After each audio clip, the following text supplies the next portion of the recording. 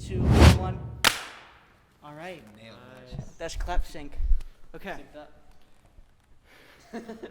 One take, guys. One take. Let's go. All right. Hello, everyone. This is the beginning of our day one recap. My name is William Hancock. I am the fabrication lead and the lead driver for BSR. I'm Nathan. I'm design lead 2 for BSR. My name's Tim. I'm the controls lead and becoming the media lead now.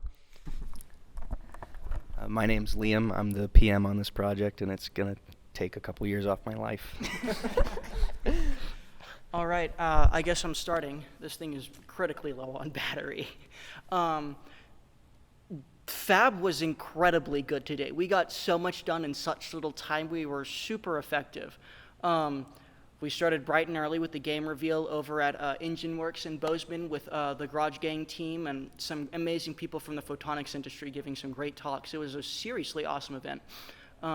Then we got to here, and we did a breakdown of the game, we did strategizing, and then we got to building. And it's really mad at me.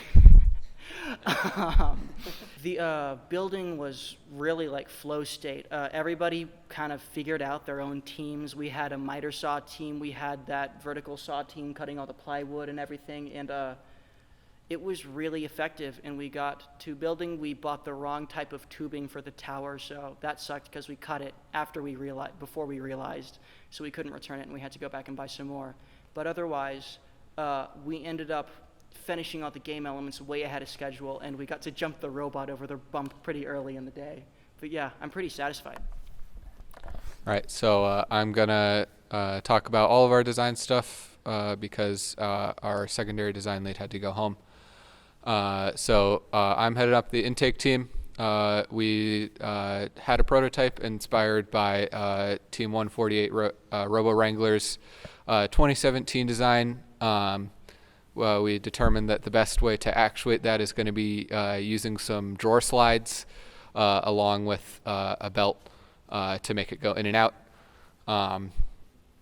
Ethan, our other design lead, he is heading up the hopper and shooter. He figured out a really good way to index the balls in the hopper.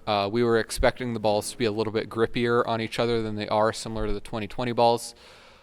So we were pleasantly surprised when they were actually pretty slippery against each other, which made indexing them quite a lot easier. And we think we're going to move forward with using the Andy Mark shooter in a box at a specific angle for our shooting. Where our climb is still pretty early on in the CAD process, but we're pretty confident it's going to be pretty cool. So. Awesome. So from an electrical perspective, we're looking pretty good. One of our goals this year is to be able to shoot from multiple places on the field, multiple distances from the goal. And to accomplish that, we're going to be adding a limelight to the robot. And we ended up having to switch out our PDP for a PDH to get an extra slot for that. So just some random electrical stuff has been going on.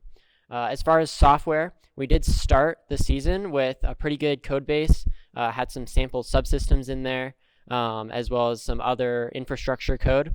But now that we know kind of the general infrastructure of our robot, we've been working on changing out subsystems, writing the specific code for the logic of how our robot's going to work, and making sure everything's polished going into controls testing in the next couple of days. Yeah, overall, we had a really good day. We have the bones of I think, a really good robot. And not only that, but I think it's very repeatable. I think almost any team, in fact, maybe every team, can be able to replicate everything on our robot. There's nothing too complex. Everything should be easily fixable. And fairly hardy. We have, almost a full set of subsystems. There's still a couple things to link up together, and that's really no big deal. But overall, I'm very proud of the team around us, and I think we're doing a great job. And I guess we'll see you guys tomorrow. All right. Yeah. We will see you bright and early tomorrow morning. Bye. Bye. All right. Bye.